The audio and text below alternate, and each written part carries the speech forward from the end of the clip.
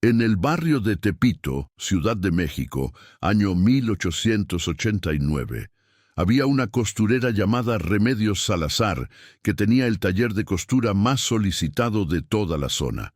Las señoras de la alta sociedad mexicana hacían fila para encargarle sus vestidos más elegantes, no por la calidad de sus puntadas, sino por algo que nadie se atrevía a mencionar en voz alta. Los vestidos que ella confeccionaba tenían el extraño poder de conquistar el corazón de cualquier hombre. Remedios vivía sola en una antigua casona colonial de paredes de adobe y techos altos, ubicada en una esquina donde el viento nocturno silbaba de forma inquietante entre las rendijas de las puertas. Era una mujer delgada, de cabello negro como la noche y ojos profundos que parecían guardar secretos ancestrales. Nadie conocía realmente su edad. Algunos decían que tenía 40 años, otros juraban que había cumplido 60, pero su rostro permanecía extrañamente joven, como si el tiempo hubiera decidido tratarla con una consideración especial. La verdad detrás del éxito de Remedios era tan perturbadora como efectiva. Ella teñía cada prenda con sangre humana, siguiendo un ritual que había aprendido de su abuela, quien a su vez lo había heredado de generaciones anteriores. No era sangre de cualquier persona. Remedios solo utilizaba la sangre de aquellos que habían muerto por amor no correspondido, suicidas que habían saltado desde los puentes del río o se habían envenenado en la soledad de sus habitaciones. Cada noche, cuando la ciudad dormía y las calles de tierra se cubrían con la neblina característica de las madrugadas capitalinas, Remedios visitaba el hospital más antiguo de la ciudad, donde tenía un pacto secreto con el encargado de la morgue, un hombre tuerto llamado Justino, que a cambio de monedas de plata le proporcionaba los frascos con el líquido carmesí que ella necesitaba. Si estás disfrutando esta historia, por favor, suscríbete al canal y déjanos un comentario diciéndonos desde dónde nos estás viendo. Tu apoyo significa mucho para nosotros. La técnica de Remedios era meticulosa y requería una precisión casi quirúrgica. Primero, dejaba que la sangre reposara 3 noches bajo la luz de la luna llena, en recipientes de barro que había heredado de su abuela. Durante ese tiempo, murmuraba oraciones antiguas en náhuatl, una lengua que había aprendido de los indígenas que frecuentaban el mercado de la Merced. Al 4.º día, mezclaba la sangre con tintes naturales extraídos de la grana cochinilla, el añil y el palo de Brasil, creando tonalidades que iban del rojo profundo al púrpura oscuro. El proceso de teñido se realizaba siempre en la madrugada, cuando el gallo del vecino aún no había cantado, y Remedios trabajaba a la luz de velas negras que despedían un olor peculiar a copal y hierbas silvestres. Sumergía las telas en las tinas de cobre llenas con la mezcla maldita, contando exactamente 300 veces mientras removía el líquido con un palo de mezquite. El resultado era hipnótico. Las prendas adquirían un brillo sobrenatural, una textura sedosa que parecía vibrar con vida propia y un aroma sutil que los hombres encontraban irresistible sin poder explicar por qué. Durante años, Remedios mantuvo su secreto a salvo, mientras su reputación crecía por toda la Ciudad de México. Las mujeres que acudían a ella llegaban desesperadas, con historias de amores imposibles y matrimonios que se enfriaban como el atole en las mañanas de invierno. Ahí estaba Carlota Mendoza, esposa de un hacendado de Tlalpan que ya no la miraba a los ojos. Remedios le confeccionó un vestido color vino que la mujer usó en una cena familiar. Y esa misma noche su esposo la besó con una pasión que creía olvidada. También llegó Josefina Ruiz, una joven maestra que estaba enamorada de un médico que apenas notaba su existencia. Después de usar el vestido azul oscuro que Remedios le hizo, el doctor la invitó a pasear por la Alameda Central y 3 meses después se casaron en la Catedral Metropolitana. Los testimonios se multiplicaban, y con ellos la fila de clientas que tocaban la puerta de la costurera, dispuestas a pagar cualquier precio por un pedazo de tela que les devolviera el amor perdido o conquistara el corazón de un hombre esquivo. Pero como suele suceder con los secretos oscuros, la verdad tiene una forma peculiar de salir a la luz cuando menos se espera. Todo comenzó a desmoronarse una tarde de octubre, cuando llegó al taller una mujer distinta a las demás. Se llamaba Gabriela Sánchez y era la hermana menor de uno de los hombres cuya sangre Remedios había utilizado en sus rituales. Vicente Sánchez se había arrojado desde el puente de Alvarado después de que su prometida lo abandonara por un comerciante español. Su muerte había sido la comidilla del barrio durante semanas. Gabriela no buscaba un vestido para conquistar a nadie. Había llegado por una corazonada inquietante que no la dejaba dormir desde hacía meses. Algo en los rumores sobre la costurera le producía un escalofrío que le recorría la espalda. Una sensación visceral de que había una conexión entre la muerte de su hermano y el éxito inexplicable de aquella mujer de mirada penetrante. Durante la primera visita, Gabriela fingió interés en un vestido para una boda inventada, observando cada detalle del taller con una atención que Remedios no percibió. Los frascos extraños en los estantes, las manchas oscuras en el suelo de madera, el olor metálico que se escondía detrás del perfume de lavanda que la costurera rociaba por todas partes. Gabriela era una mujer inteligente y determinada, educada por las monjas del Colegio de las Vizcaínas, y no iba a quedarse con la duda que la carcomía por dentro. Comenzó a investigar por su cuenta, hablando con otras mujeres que habían comprado vestidos a Remedios, siguiendo a la costurera en sus salidas nocturnas, sobornando al hijo del encargado de la morgue con tortillas de maíz y frijoles refritos para que le contara sobre las visitas misteriosas que su padre recibía en las madrugadas. Poco a poco, como quien arma un rompecabezas en la oscuridad, Gabriela fue descubriendo la verdad macabra que se escondía detrás de aquellos vestidos encantadores. Cada pieza de información era más perturbadora que la anterior.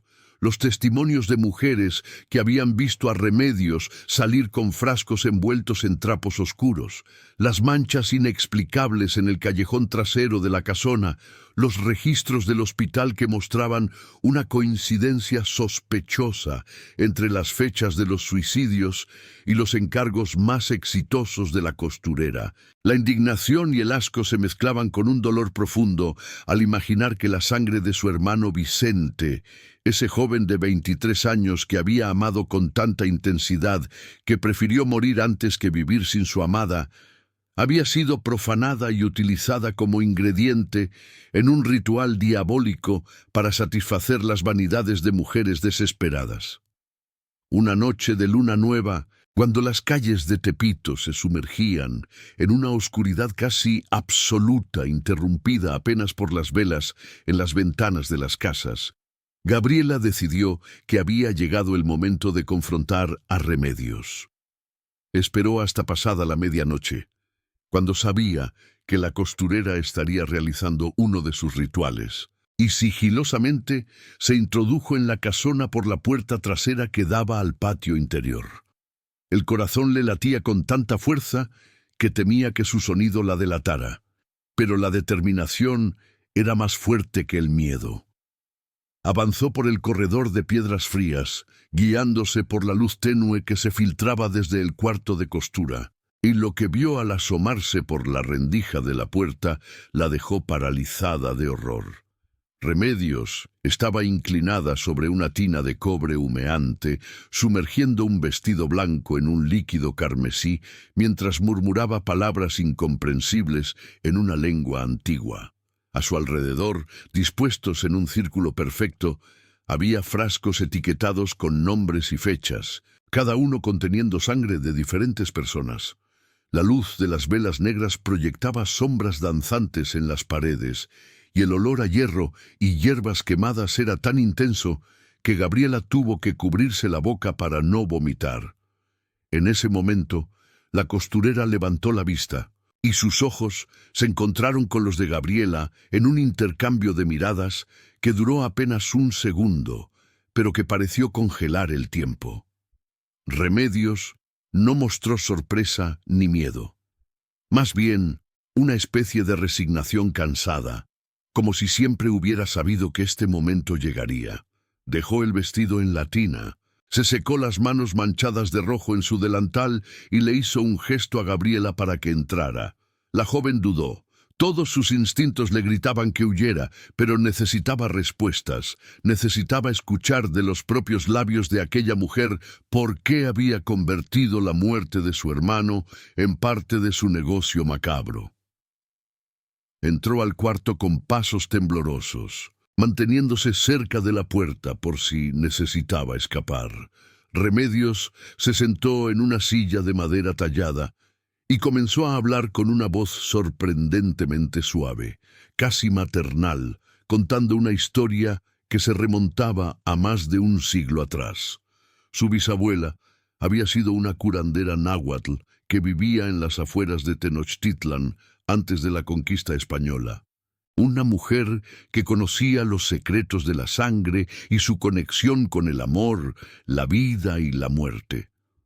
Cuando los españoles llegaron y comenzaron a destruir todo vestigio de las creencias antiguas, su bisabuela tuvo que esconder sus conocimientos, transmitiéndolos de generación en generación solo a las mujeres de la familia, con la advertencia de que ese poder debía usarse con respeto y nunca por avaricia. Pero Remedios había roto esa regla, tentada por la promesa de riqueza y reconocimiento social en una ciudad que no respetaba a las mujeres pobres y sin marido.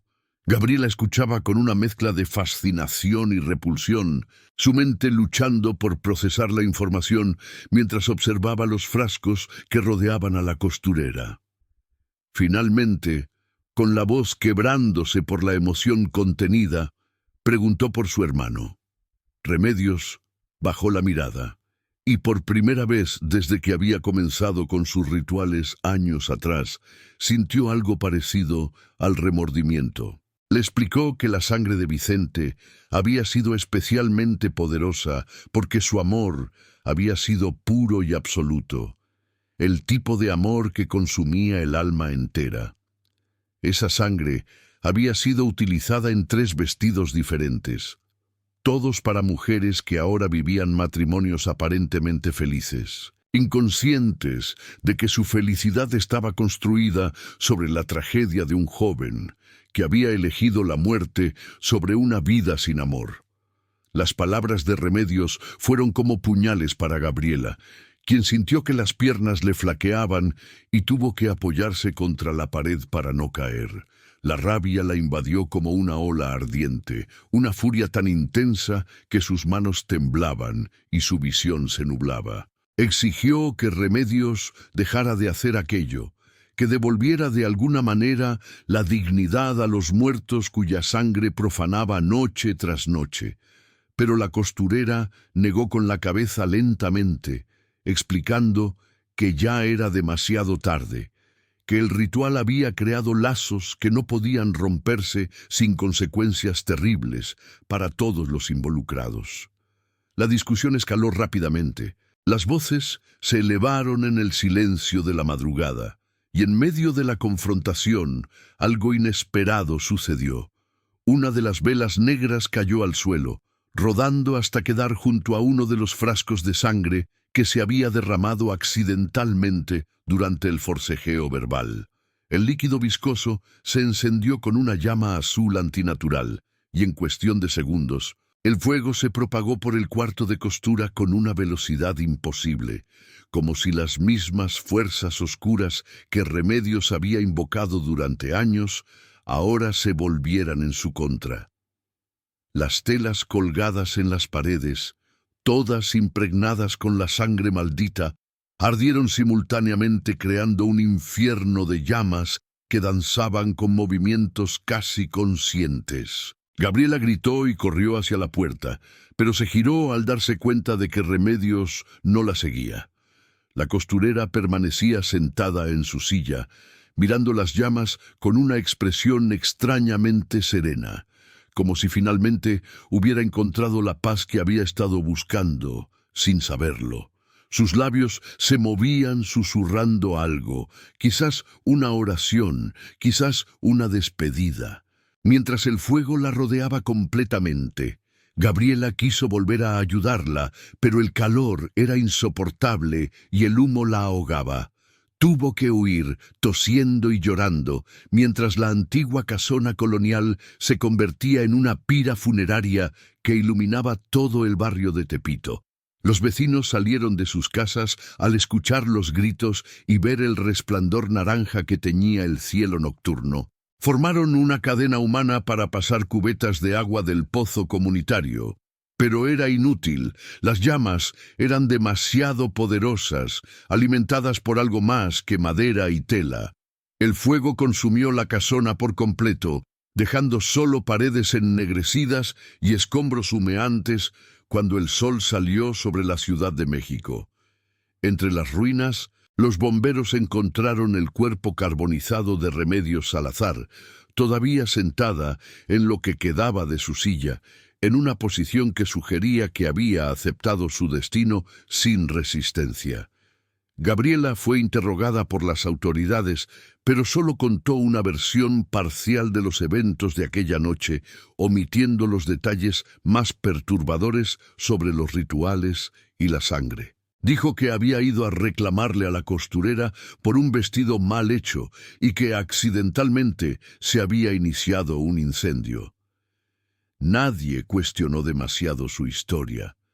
Los incendios eran comunes en aquellos días, y la muerte de una costurera solitaria no generaba mucho interés en una ciudad que crecía rápidamente y tenía problemas más urgentes que atender. Sin embargo, las consecuencias de aquella noche no terminaron con la muerte de Remedios. En las semanas siguientes, algo extraño comenzó a suceder con las mujeres que habían comprado sus vestidos teñidos con sangre. Los efectos del hechizo, que antes parecían permanentes y sólidos como el acero, comenzaron a revertirse de maneras inquietantes y dolorosas. Los esposos que habían sido reconquistados empezaron a experimentar pesadillas violentas, en las que veían rostros de personas desconocidas gritándoles con desesperación. Algunos despertaban con la sensación de estar ahogándose, otros con un dolor inexplicable en el pecho que ningún médico podía diagnosticar. Las relaciones que parecían salvadas comenzaron a desmoronarse de nuevo, pero esta vez de forma más destructiva que antes. Carlota Mendoza encontró a su esposo hablando solo en el estudio, teniendo conversaciones con alguien invisible sobre un amor perdido que él nunca había mencionado. Cuando ella entró, él la miró como si fuera una extraña y le preguntó quién era. Josefina Ruiz, la joven maestra que se había casado con el médico, descubrió que su esposo había comenzado a obsesionarse con el suicidio, escribiendo notas en las que mencionaba una necesidad inexplicable de tirarse desde un puente. El pánico se extendió entre las clientas de Remedios, quienes comenzaron a conectar los puntos y a sospechar que algo sobrenatural estaba sucediendo. Gabriela, por su parte, no encontró paz después de aquella noche. Las imágenes de Remedios, sentada entre las llamas, la perseguían en sus sueños, y comenzó a preguntarse si había hecho lo correcto al confrontarla. Cada muerte, cada suicidio del que se enteraba en las páginas del periódico, la hacía cuestionarse si de alguna manera era responsable por no haber actuado antes. Visitó la iglesia de San Hipólito varias veces, confesando sus dudas a un sacerdote viejo y comprensivo que le aseguró que la justicia divina era compleja y que no debía cargar con culpas que no le correspondían. Pero las palabras del cura no aliviaban el peso que sentía en el pecho, especialmente cuando escuchó que Justino, el encargado de la morgue que había sido cómplice de Remedios, había aparecido muerto en su casa con señales de haber bebido veneno, junto a una nota en la que confesaba su participación en el negocio de la sangre y pedía perdón a Dios y a las almas que había ayudado a profanar.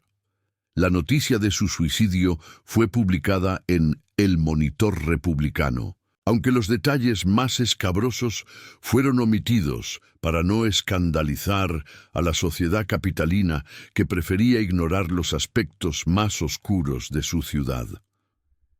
Los meses pasaron y el invierno llegó a la Ciudad de México con sus mañanas frías y sus tardes soleadas.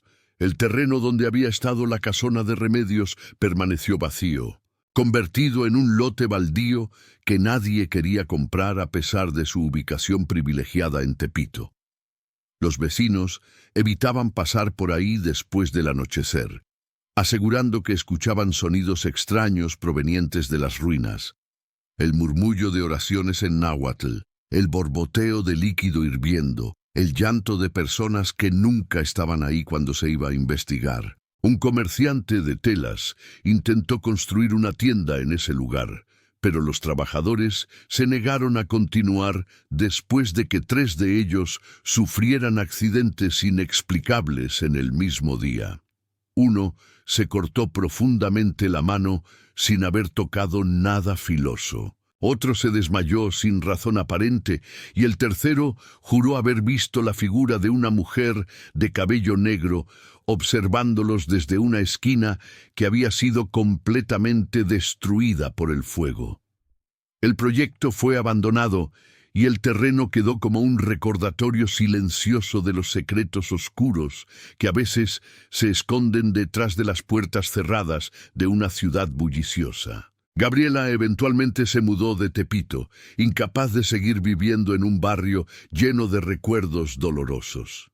Se fue a vivir con una tía en Coyoacán, un pueblo entonces alejado del centro de la capital, donde el aire era más limpio y las calles más tranquilas. Allí consiguió trabajo como maestra en una escuela para niñas de familias modestas, enseñando lectura y escritura con una dedicación que sus alumnas admiraban.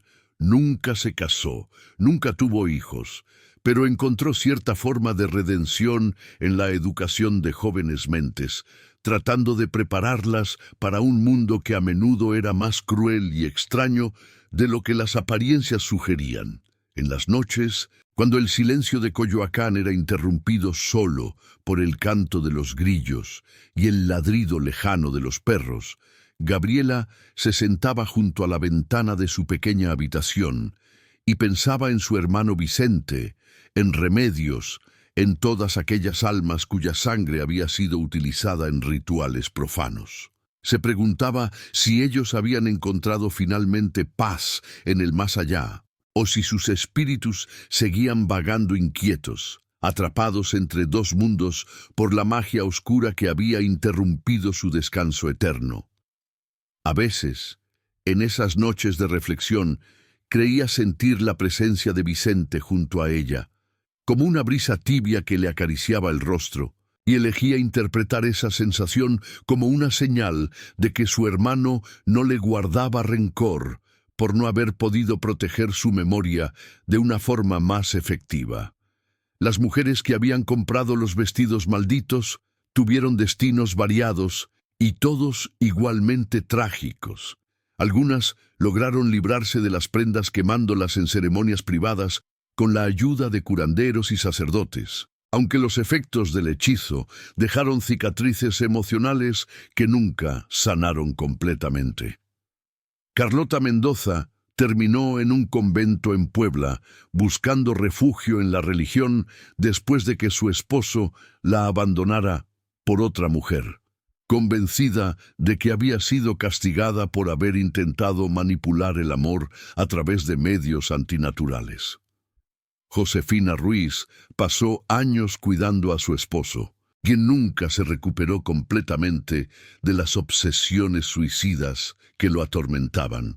Finalmente, él murió de una enfermedad del corazón a los 40 años, y ella quedó convencida de que había sido el precio por haber usado sangre de muerto para conquistar su amor. Otras clientas de Remedios simplemente desaparecieron de la vida pública, retirándose a haciendas familiares en el campo o mudándose a otras ciudades donde nadie conociera su historia. Los rumores sobre la costurera que teñía ropa con sangre se convirtieron en una leyenda urbana que se contaba en voz baja en los mercados y en las reuniones sociales. Una historia que las madres usaban para advertir a sus hijas sobre los peligros de buscar atajos para conseguir el amor de un hombre. Con el tiempo, la historia de Remedios Salazar fue olvidándose gradualmente, enterrada bajo las capas de nuevas historias y escándalos que capturaban la atención de la sociedad mexicana de finales del siglo XIX.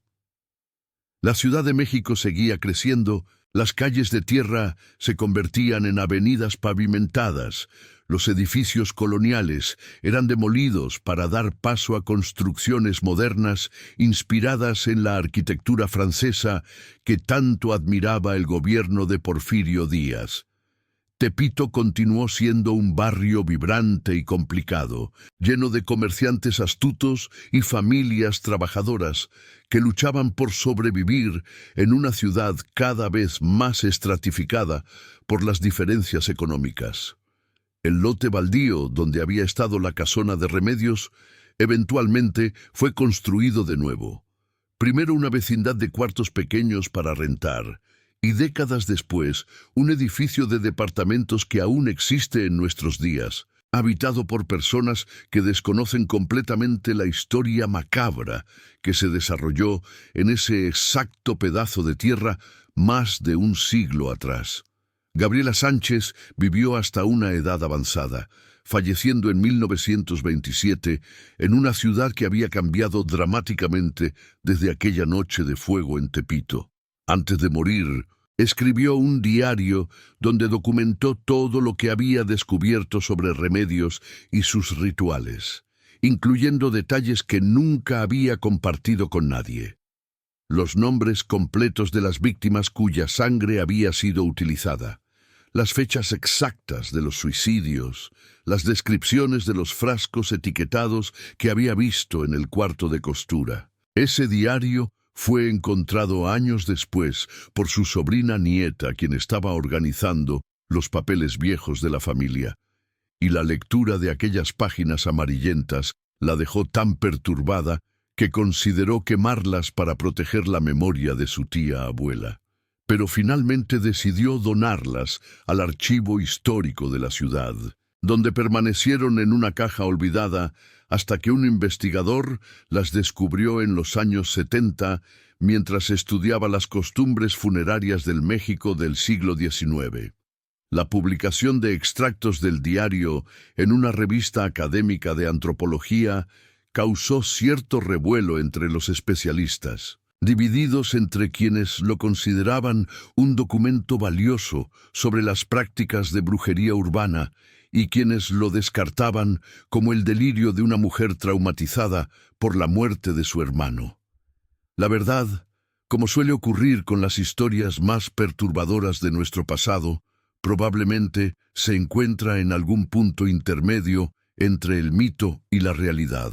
Lo que es innegable es que Remedios Salazar existió, que operó un taller de costura exitoso en Tepito durante años y que su muerte en un incendio quedó registrada en los archivos de la ciudad.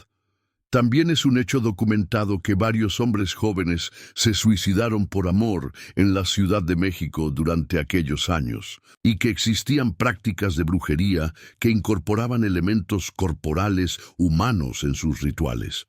Si Remedios realmente llevaba a cabo los procedimientos descritos por Gabriela, o si el diario era una elaboración de una mente atormentada buscando darle sentido a tragedias incomprensibles, es algo que nunca sabremos con certeza. Lo que sí sabemos es que la historia dejó una marca indeleble en las personas que la vivieron, y que sus ecos continúan resonando más de 100 años después, recordándonos que el amor puede ser tanto una fuerza creadora como destructora, y que los límites entre la devoción y la obsesión son más delgados de lo que nos gustaría admitir.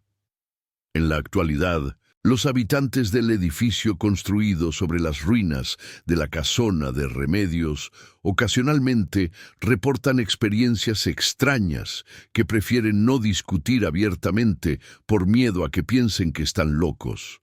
Algunos mencionan haber encontrado manchas rojizas en las paredes que reaparecen inexplicablemente después de ser limpiadas. Otros hablan de un olor metálico que invade ciertos cuartos durante las madrugadas de luna nueva.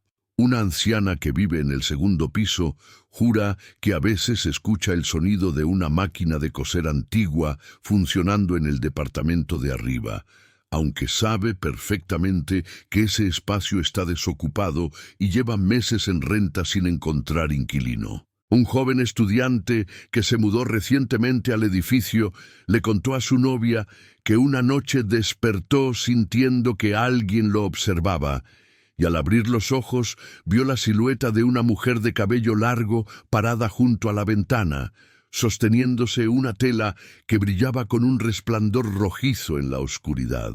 Cuando encendió la luz, no había nadie ahí, pero en el suelo encontró un hilo negro que no pertenecía a ninguna de sus ropas. Estos relatos, compartidos en susurros entre vecinos o publicados anónimamente en foros de Internet dedicados a historias paranormales de la Ciudad de México, mantienen viva la leyenda de la costurera de Tepito que teñía ropa con sangre para atraer amor. Historiadores locales y entusiastas de lo sobrenatural ocasionalmente organizan recorridos por el barrio, deteniéndose frente al edificio para contar versiones dramatizadas de la historia, mezclando hechos verificables con especulaciones y añadidos creativos que han ido acumulándose con el paso del tiempo. Los guías turísticos aprovechan el morbo que la historia genera, especialmente entre visitantes extranjeros fascinados por los aspectos más oscuros de la cultura mexicana, presentando a Remedios como una especie de bruja urbana del siglo XIX, una figura que encarna tanto el poder femenino como sus potenciales excesos cuando se ejerce sin límites éticos. La historia ha sido adaptada también en una obra de teatro que se presenta cada octubre en un pequeño teatro del centro histórico, con una actriz caracterizada como Remedios, ejecutando rituales estilizados mientras un coro de voces narra los destinos trágicos de sus clientas. La obra termina con el incendio escenificado mediante el uso de telas rojas que caen del techo y luces que simulan llamas, mientras la actriz permanece inmóvil en el centro del escenario, aceptando su destino con una dignidad perturbadora que deja al público en un silencio incómodo antes de que estalle el aplauso. Para los descendientes de las familias involucradas en la historia real, especialmente aquellos que pueden rastrear su linaje hasta las mujeres que compraron vestidos a Remedios, el tema sigue siendo delicado y preferiblemente evitado en conversaciones familiares. Existe una especie de vergüenza heredada, un secreto que se pasa de generación en generación, con la instrucción implícita de no hablar de ello con personas fuera del círculo familiar más íntimo. Una bisnieta de Carlota Mendoza, ahora una profesora universitaria de 60 años que vive en Polanco, confesó en una entrevista para un podcast sobre historias familiares secretas que durante toda su infancia escuchó referencias vagas a una mancha en la historia de su familia que involucraba brujería y un incendio, pero que solo al leer el diario de Gabriela en el archivo histórico pudo entender realmente lo que había sucedido. La revelación la afectó profundamente, haciéndola cuestionar si las dificultades románticas que ella misma había experimentado a lo largo de su vida podrían estar conectadas de alguna manera con las acciones de su bisabuela, una idea que racionalmente sabía que era absurda, pero que emocionalmente no podía descartar completamente. Esta persistencia de la historia en la psicología familiar Esta sensación de que las acciones del pasado continúan proyectando sombras sobre el presente es quizás el legado más poderoso y perturbador de la costurera de Tepito. La historia de Remedios Salazar plantea preguntas incómodas sobre la naturaleza del amor y hasta dónde estamos dispuestos a llegar para conseguirlo o mantenerlo. En una sociedad como la mexicana del siglo XIX, donde las mujeres tenían opciones limitadas y su valor social estaba intrínsecamente ligado a su capacidad de atraer y retener a un buen marido, la tentación de recurrir a métodos poco ortodoxos para asegurar el afecto de un hombre debió haber sido inmensa para muchas. Remedios no creó esa desesperación, simplemente la explotó, ofreciendo una solución mágica a un problema estructural que la sociedad se negaba a reconocer o resolver. Las mujeres que acudían a ella no eran necesariamente malvadas o inmorales. Eran seres humanos atrapados en circunstancias difíciles, buscando cualquier salvavidas que pudiera rescatarlas del ahogamiento social y emocional que amenazaba con destruir sus vidas. Que ese salvavidas estuviera hecho de la sangre de personas muertas por amor no correspondido añade una capa de ironía trágica a toda la situación.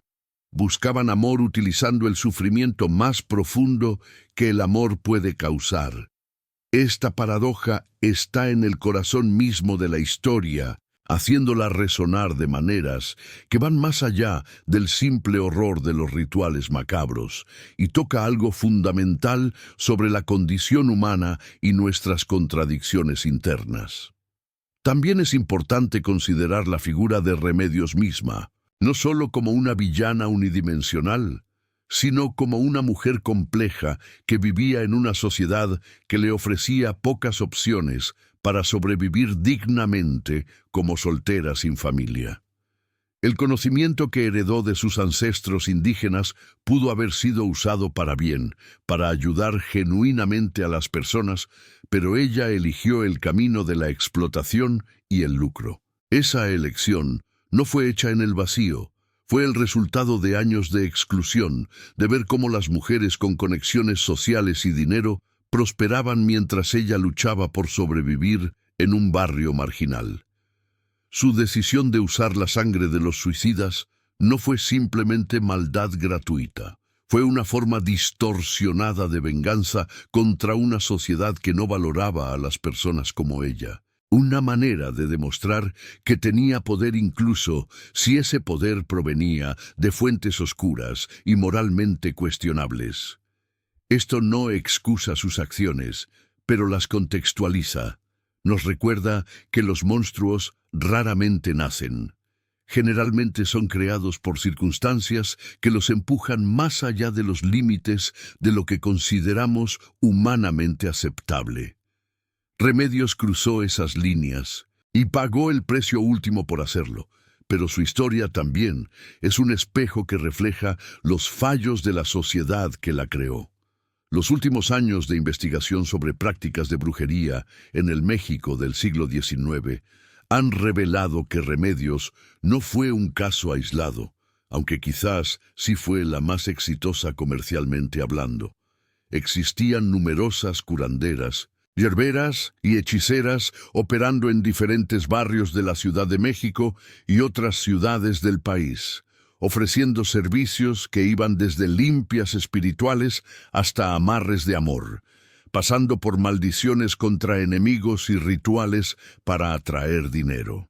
Muchas de estas mujeres incorporaban elementos del catolicismo popular con prácticas prehispánicas que habían sobrevivido siglos de represión colonial, creando un sincretismo religioso que la Iglesia oficial condenaba, pero que era ampliamente practicado por la población. El uso de sustancias corporales humanas en estos rituales, aunque raro, no era completamente desconocido. Existen registros de casos judiciales donde se acusaba a personas de profanar tumbas para obtener huesos o tierra de cementerio para usar en hechizos. Lo que hacía especial a Remedios era la escala de su operación, la sistematicidad con la que obtenía y procesaba la sangre, y el nivel socioeconómico de su clientela.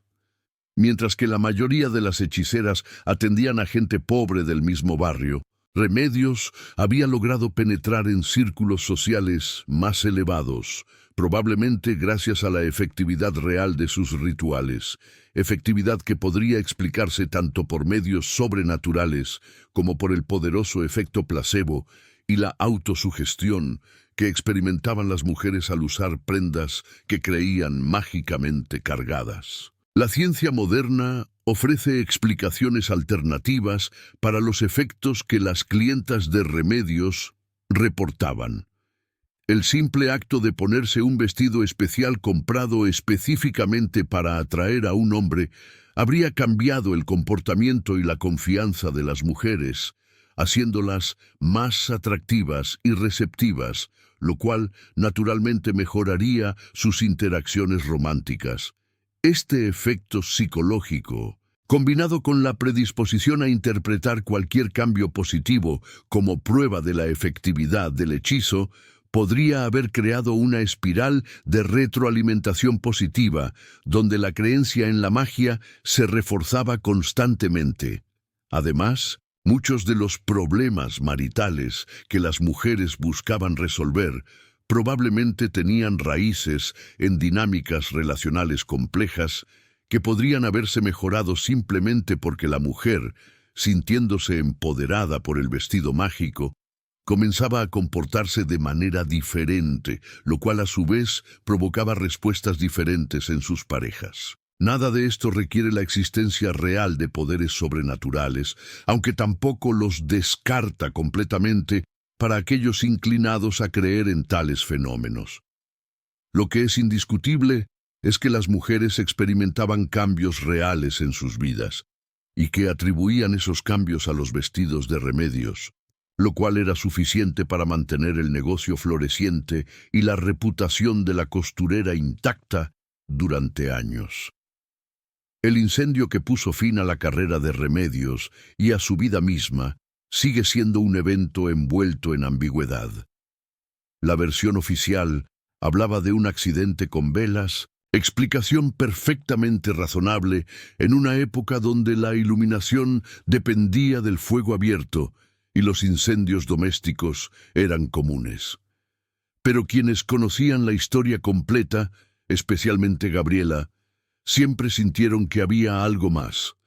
Una dimensión sobrenatural en la rapidez y la intensidad con que las llamas consumieron la casona.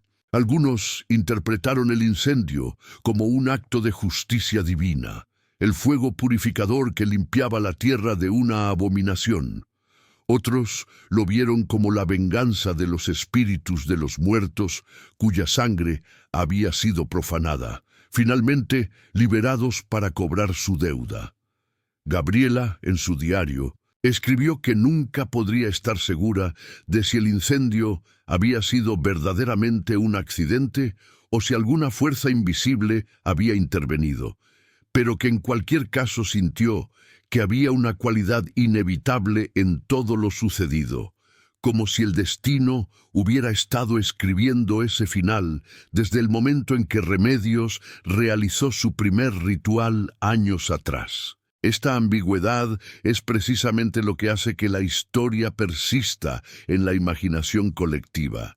Deja espacio para múltiples interpretaciones, permitiendo que cada persona que la escucha la procese a través de sus propias creencias y miedos, encontrando en ella los significados que resuenan personalmente con su comprensión del mundo. En las décadas que siguieron a los eventos de 1889, México experimentó cambios sísmicos que transformaron completamente la sociedad. La Revolución Mexicana de 1910 trastocó las estructuras de poder, redefinió las relaciones entre clases sociales y eventualmente llevó a reformas que mejoraron gradualmente la posición legal y económica de las mujeres. Las opciones disponibles para una mujer soltera y sin recursos se ampliaron lentamente, aunque nunca lo suficientemente rápido para satisfacer las necesidades de todas. Si Remedios Salazar hubiera nacido 50 años más tarde, quizás habría encontrado otros caminos para usar sus habilidades, maneras legítimas de ganarse la vida, que no requirieran profanar cadáveres y manipular las emociones de personas desesperadas. Pero ella vivió y operó en su tiempo específico, un momento de la historia mexicana, donde las contradicciones entre la modernización superficial y las estructuras sociales arcaicas creaban presiones enormes, especialmente sobre las mujeres, empujándolas a veces hacia soluciones desesperadas que normalmente nunca habrían considerado. Su historia es, en ese sentido, tanto un cuento de terror como un documento histórico sobre las realidades de la vida femenina en el México porfiriano. Hoy, más de 130 años después de aquellos eventos, la historia de Remedios Salazar continúa siendo contada y recontada, cada generación añadiendo sus propias interpretaciones y énfasis. Para algunos es simplemente una leyenda urbana, un cuento para asustar que no debe tomarse literalmente. Para otros, es una advertencia moral sobre los peligros de buscar atajos para conseguir lo que queremos, especialmente en el amor. Para los historiadores, es un ejemplo fascinante de cómo las prácticas mágicas persistieron en contextos urbanos modernos, adaptándose y comercializándose. Para los psicólogos, es un estudio de caso sobre la desesperación femenina y las dinámicas de poder en las relaciones románticas. Y para los descendientes de las personas involucradas, es un secreto familiar doloroso que prefieren no examinar demasiado de cerca. Todas estas interpretaciones coexisten, ninguna completamente correcta o completamente incorrecta, todas contribuyendo a mantener viva una historia que se niega a ser olvidada. Lo que sucedió en aquella casona de Tepito entre 1880 y 1889 toca algo profundamente humano. Nuestro deseo de ser amados, nuestra voluntad de hacer casi cualquier cosa para conseguir ese amor y las consecuencias, a veces terribles, de esas decisiones. Remedios.